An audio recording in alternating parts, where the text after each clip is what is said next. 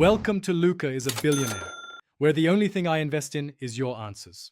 You start by working with the best source. Raw. Import only selects into a catalog and immediately rate the keepers so you don't waste time later. Once done, apply a camera profile and set white balance roughly to correct skin tones. This gives a neutral baseline.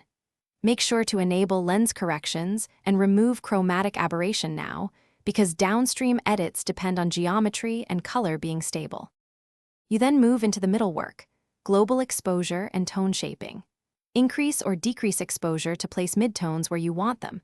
Pull highlights down to recover sky and lift shadows to reveal texture.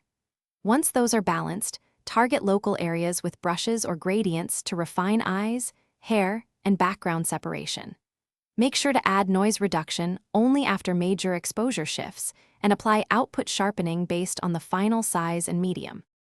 You finish by cleaning small distractions with spot removal, then perform final color grading to set mood. Use HSL selectively so faces stay accurate.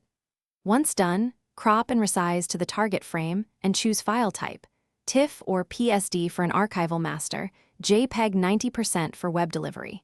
Make sure to embed color profile and check 100% preview before exporting. If color shifts appear after export, verify profile embedding and monitor. Thanks for watching and please subscribe. It's the best investment you'll ever make.